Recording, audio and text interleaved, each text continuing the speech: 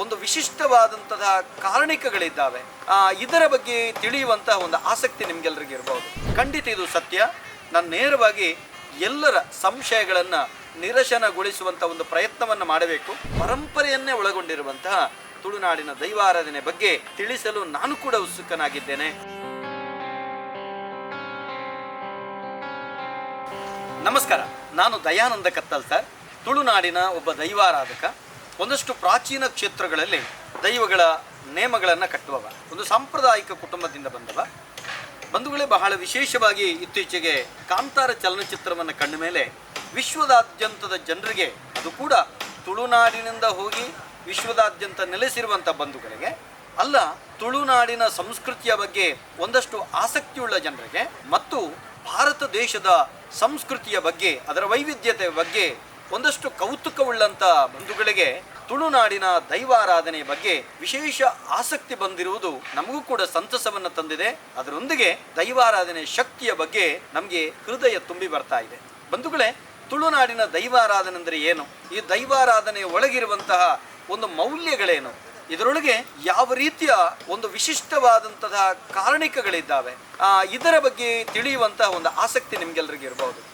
ಇದೆಲ್ಲವನ್ನ ತಿಳಿಸುವುದಕ್ಕೋಸ್ಕರ ಒಂದಷ್ಟು ಮಂದಿ ಮಾಧ್ಯಮಗಳ ಮುಖೇನ ನನ್ನ ಸಂದರ್ಶನಗಳನ್ನು ಕಂಡು, ಕತ್ತಲ್ ಸರ್, ನೀವು ಇದರ ಬಗ್ಗೆ ತಿಳಿಸಬೇಕು ಅಂತ ತುಂಬ ಮಂದಿ ನನ್ನನ್ನು ಒತ್ತಾಯಪೂರ್ವಕವಾಗಿ ಒತ್ತಡವನ್ನು ತಂದಾಗ, ಖಂಡಿತ ಇದು ಸತ್ಯ. ನಾನು ನೇರವಾಗಿ ಎಲ್ಲರ ಸಂಶಯಗಳನ್ನು ನಿರಶನಗೊಳಿಸುವಂಥ ಒಂದು ಪ್ರಯತ್ನವನ್ನು ಮಾಡಬೇಕು. ಪೂರ್ತಿ ನನ್ನಿಂದ ಆಗ್ತದಂತಲ್ಲ. ದೈವಾರಾಧನೆ ಒಂದು ವಿಶಾಲವಾದಂಥ ಸಾಗರ. ಅದರಲ್ಲಿ ಒಂದಷ್ಟನ್ನು ನಾನು ತಿಳ್ಕೊಂಡಿದ್ದೇನೆ.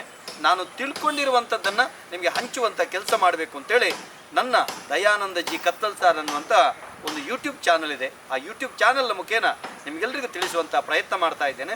ದಯವಿಟ್ಟು ದೈವಾರಾಧನೆಯ ಬಗೆಗಾಗಿ ಎಲ್ಲ ಪ್ರಾರ್ಥನೆಗಳ ತಿರುಳು, ಅದರೊಳಗಿರುವಂತಹ ಒಂದು ವಿಶಿಷ್ಟವಾದಂತಹ ಒಂದು ಸಾಹಿತ್ಯಗಳು, ಆ ಸಾಹಿತ್ಯಗಳಲ್ಲಿ ಅಡಗಿರುವಂತಹ ರಾಷ್ಟ್ರ ಕಟ್ಟುವಂತಹ ಚಿಂತನೆಗಳು, ಪ್ರಕೃತಿಯನ್ನು ಸಂರಕ್ಷಿಸುವ, ಇಲ್ಲಿನ ಪಶುಸಂಗೋಪನೆಯನ್ನು ಬೆಳೆಸುವಂತಹ, ನಾವು ನೈತಿಕ ಮೌಲ್ಯದಿಂದ ಬದುಕುವಂತಹ ಮತ್ತು ಅವಿಭಕ್ತ ಕುಟುಂಬ ಪದ್ಧತಿಯನ್ನು ಬೆಸೆಯುವಂತಹ ಅದ್ಭುತ ಸಂದೇಶಗಳು ಅಡಗಿರುವಂತಹ, ಅದಲ್ಲದೆ ಮಾನಸಿಕ ಮತ್ತು ದೈಹಿಕ ವ್ಯಾಧಿಗಳನ್ನು ಬಗೆಹರಿಸುವಂತಹ ಒಂದು ಶ್ರೇಷ್ಠ ಪರಂಪರೆಯನ್ನೇ ಒಳಗೊಂಡಿರುವಂತಹ ತುಳುನಾಡಿನ ದೈವಾರಾಧನೆ ಬಗ್ಗೆ ತಿಳಿಸಲು ನಾನು ಕೂಡ ಉತ್ಸುಕನಾಗಿದ್ದೇನೆ. ತಾವುಗಳು ಕೂಡ ನನ್ನ ಯೂಟ್ಯೂಬ್ ಚಾನಲ್ನ ಸಬ್ಸ್ಕ್ರೈಬ್ ಮಾಡಬೇಕು. ತದನಂತರ ತಾವುಗಳು ಆಶೀರ್ವದಿಸಬೇಕು. ಅಷ್ಟು ಮಾತ್ರವಲ್ಲದೆ ಒಳ್ಳೆಯದನ್ನು ಸ್ವೀಕರಿಸಬೇಕು.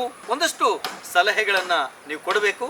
ನಿಮ್ಮ ಪ್ರಶ್ನೆಗಳೇನಾದರೂ ಇದ್ದರೆ ನನ್ನ ಸಂದೇಶಗಳಲ್ಲಿ ಕಳಿಸಿಕೊಡ್ಬೇಕಾಗಿ ವಿನಂತಿಸಿಕೊಳ್ತಾ ಇದ್ದೇನೆ. ಅದಕ್ಕೆ ಇನ್ನೊಂದು ವಿಡಿಯೋನಲ್ಲಿ ನಾನು ಉತ್ತರವನ್ನು ಕೊಡುವಂಥ ಪ್ರಯತ್ನವನ್ನು ಮಾಡ್ತೇನೆ. ನನಗೆ ಗೊತ್ತಿದ್ದನ್ನು ತಿಳಿಸ್ತೇನೆ, ಗೊತ್ತಿಲ್ಲದನ್ನು ಗೊತ್ತಿದ್ದವರಲ್ಲಿ ತಿಳಿದು ನಿಮಗೆ ತಿಳಿಸುವಂಥ ಪ್ರಯತ್ನ ಮಾಡ್ತೇನೆ.